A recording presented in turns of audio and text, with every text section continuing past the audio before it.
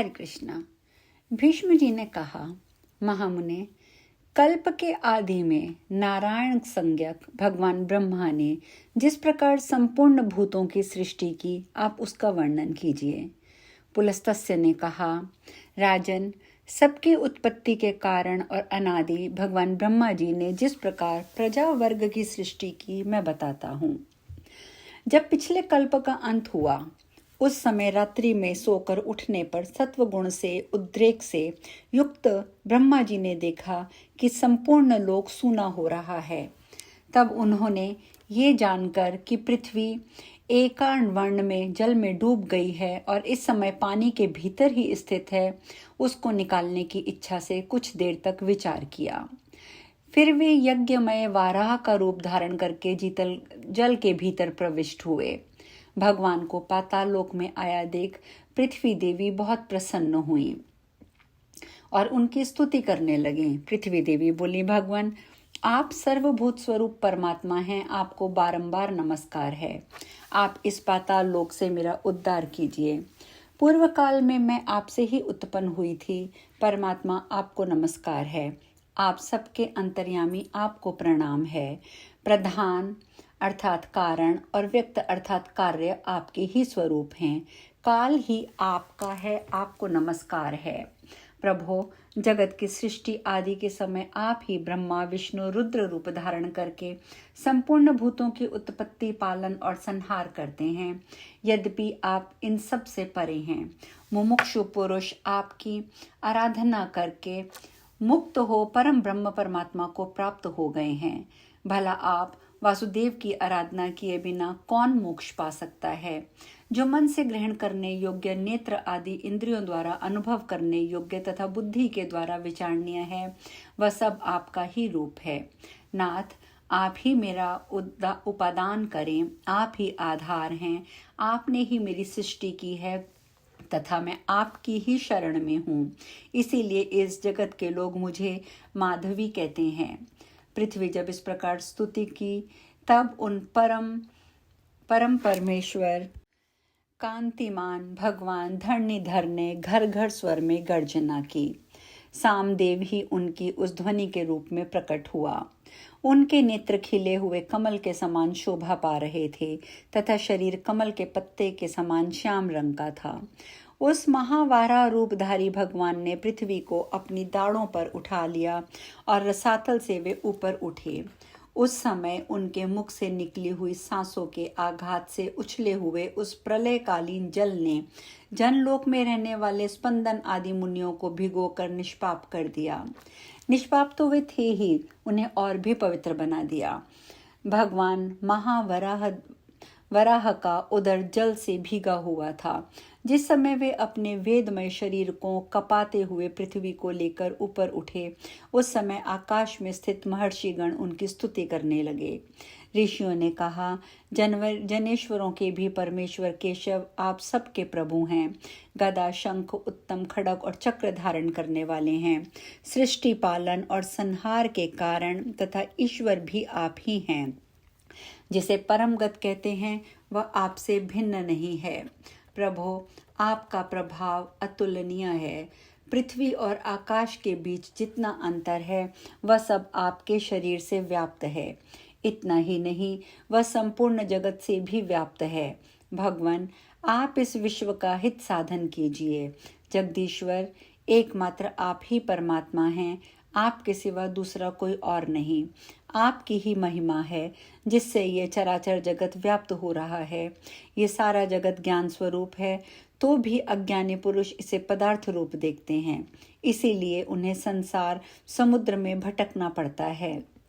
परंतु परमेश्वर, जो लोग ज्ञानवेत्ता हैं, जिनका अंतःकरण शुद्ध है, वे समस्त संसार को ज्ञानमय ही देखते हैं, आपका स्वरूप ही समझते हैं। सर्वभूत स्वरूप परमात्मन, आप प्रसन्न होइए। आपका स्वरूप अप्रमेय है, आप प्रसन्न होइए। प्रभो भगवान, आप सब के उद्धव के लिए इस पृथ्वी का उद्धार एवं संपूर्ण जगत का कल्याण कीजिए। राजन, सनकादिक मुनि जब इस प्रकार स्तुति कर रहे थे, उस समय पृथ्वी को धारण करने वाले परमात्मा महावराह शीघ्र ही इस वसुंधरा को ऊपर उठा लाए और उसे महासागर के जल पर स्थित किया। इस जल राशि के ऊपर यह पृथ्वी एक बहुत बड़ी नौका की भांति स्थित हुई।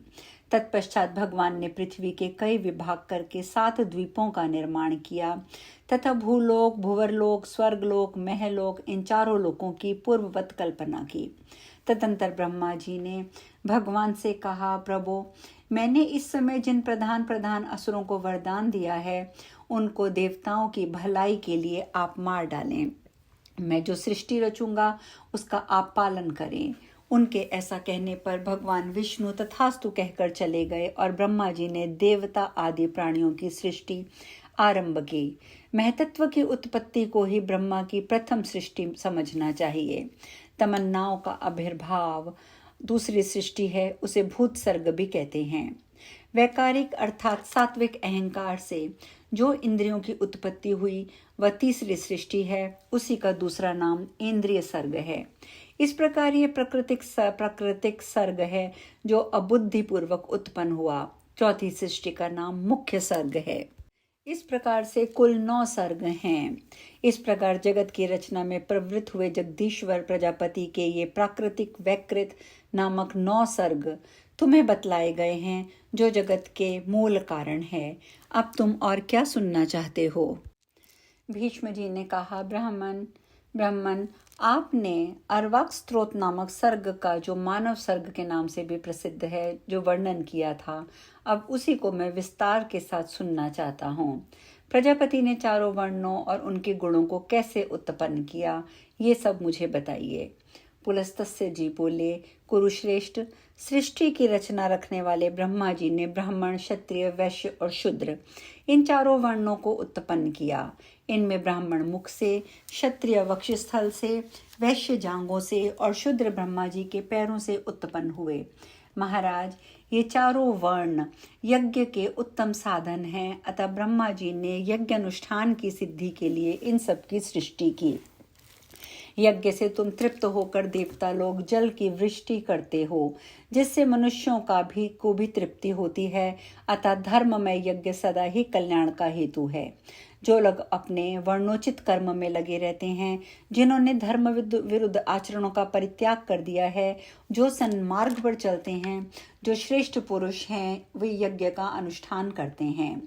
राजन, मनुष्य इस मानव देह के त्याग के पश्चात स्वर्ग और अपवर्ग भी प्राप्त कर सकता है और जिस भी स्थान को वो पाने की इच्छा रखता है उसमें जा सकता है। नृपश्रेष्ठ, ब्रह्मा जी के द्वारा चातुर्य वर्ण व्यवस्था के अनुसार रची हुई प्रजा उत्तम श्रद्धा के साथ श्रेष्ठ आचरण करने वाली है। ये इच्छानुसार जहाँ चाहती है रहती है। तदंतर प्रजा जीविका के साधन, उद्योग धंधे और खेती आदि का काम करने लगी। राजन, धान, जौ, गेहूं, छोटे धान्य, तिल, कंगनी, ज्वार, कोदो, चना, उड़द, मूंग, मसूर, मटर, कुल्थी, अरहर, चना और सन, ये 17 ग्रामीण अन्नों की जातियां हैं। ग्रामीण और जंगली दोनों प्रकार से मिलकर 14 अन्न यज्ञ में उपयोग करने वाले माने गए हैं। उनके भी नाम हैं धान, जौ, उड़द, गेहूं, महीन, धान्य, तिल, 7वीं कंगनी और 8वीं कुल्थी ये ग्रामीण अन्न हैं। और सारवां, तिन्नी का चावल, जड़तिन यानी कि वन तिल, गवेधु, वेणुयव और मक्का ये जंगली अन्न हैं। ये 14 अन्न यज्ञ अनुष्ठान की सामग्री हैं तथा यज्ञ ही इनकी उत्पत्ति का प्रधान हेतु है। यज्ञ के साथ अन्न प्रजा की उत्पत्ति और वृद्धि के परम कारण है। इसलिए इहलोक और परलोक के ज्ञाता विद्वान पुरुष इन्हीं के द्वारा यज्ञों का अनुष्ठान करते रहते हैं। नृपश्रेष्ठ, प्रतिदिन किया जाने वाला यज्ञ अनुष्ठान मनुष्यों का परम उपकारक तथा उन्हें शांति प्रदान करने वाला होता है। फिर वर्ण और आश्रमों के पृथक पृथक धर्म निश्चित किए गए और स्वधर्म का भलीभांति पालन करने वाले सभी वर्णों के लिए पुण्यमय लोकों की रचना की गई। ब्रह्मा जी ने पहले मन से संकल्प से ही चराचर प्राणियों की सृष्टि की, किंतु जब इस प्रकार उनकी सारी प्रजा पुत्र पौत्र आदि के क्रम से अधिक न बढ़ सकी, तब उन्होंने अपने ही सदृश अन्य मानस पुत्रों को उत्पन्न किया। उनके नाम हैं भृगु, पुलह, क्रतु, अंगिरा, मरीचि, दक्ष, अत्रि और वशिष्ठ। पुराणों में ये 9 ब्रह्मा निश्चित किए गए हैं।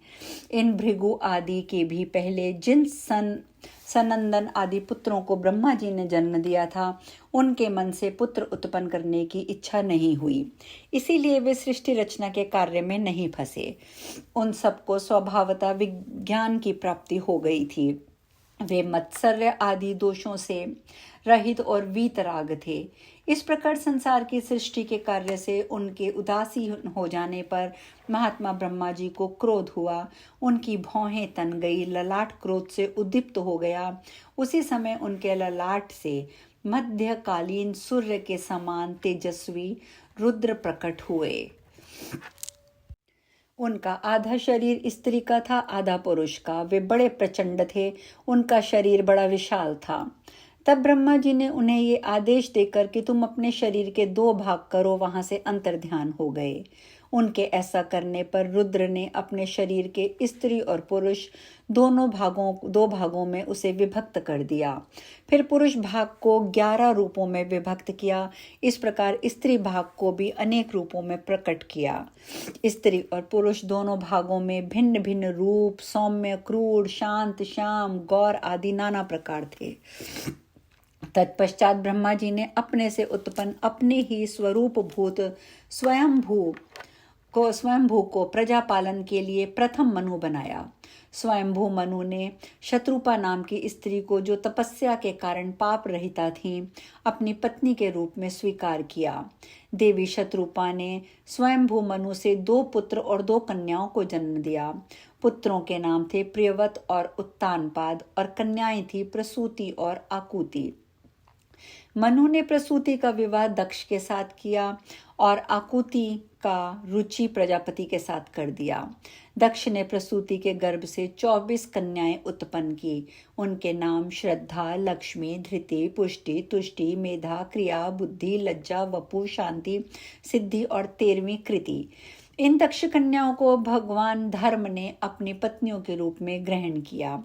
इसमें छोटी 11 कन्याएं और थी, जो ख्याति, सती, संभूति, स्मृति, प्रीति, क्षमा, सन्निधि, अनुसुईया, ऊर्जा, स्वाहा, स्वधा नाम से प्रसिद्ध हुई। नृपश्रेष्ठ, इन ख्याति आदि कन्याओं को क्रमशः भृगु, शिव, मरीचि, अंगिरा और मैंने अर्थात पुलस्त्य तथा पुलह, क्रतु, अत्रि, वशिष्ठ, अग्नि तथा पितरों ने ग्रहण किया। श्रद्धा ने काम को, लक्ष्मी ने दर्प को, धृति ने नियम को, तुष्टि ने संतोष को, पुष्टि ने लोभ को जन्म दिया। मेधा ने श्रुत को, क्रिया ने दंड, नयन और विनय को, बुद्धि ने बोध को, लज्जा ने विनय को, वपु ने अपने पुत्र व्यवसाय को, शांति ने क्षेम को, सिद्धि ने सुख को और कीर्ति ने यश को उत्पन्न किया। ये ही सब धर्म के पुत्र हैं। काम से उनकी पत्नी नंदी ने हर्ष नामक पुत्र को जन्म दिया। यह धर्म का पौत्र था। भृगु की पत्नी ख्याति ने लक्ष्मी को जन्म दिया, जो देवादिदेव भगवान नारायण की पत्नी है। भगवान रुद्र ने दक्ष सुता सती को पत्नी के रूप में ग्रहण किया, जिन्होंने अपने पिता पर खींचकर शरीर त्याग दिया। अधर्म की स्त्री का नाम हिंसा है। उससे अनित्र नामक पुत्र, निकृति नामक कन्याएं उत्पन्न हुई। फिर उन दोनों ने भय और नरक नामक पुत्र और माया तथा वेदना नाम की कन्याओं को उत्पन्न किया। माया भय की और वेदना नरक की पत्नी हुई। उनमें से माया ने समस्त प्राणियों का संहार करने वाले मृत्यु नामक पुत्र को जन्म दिया। वेदना से नरक के अंश से दुख की उत्पत्ति हुई। फिर मृत्यु से व्याधि, जरा, शोक, तृष्णा और क्रोध का जन्म हुआ। वे सभी अधर्म स्वरूप हैं और दुखोत्तर नाम से प्रसिद्ध हैं। इनमें से ना कोई स्त्री है ना पुत्र। ये सब के सब नैष्ठिक ब्रह्मचारी हैं। राजकुमार भीष्म, ये ब्रह्मा जी के रौद्र रूप हैं और ये ही संसार में नित्य प्रलय के कारण होते हैं। अब हम कथा में विश्राम लेंगे। हरे कृष्णा।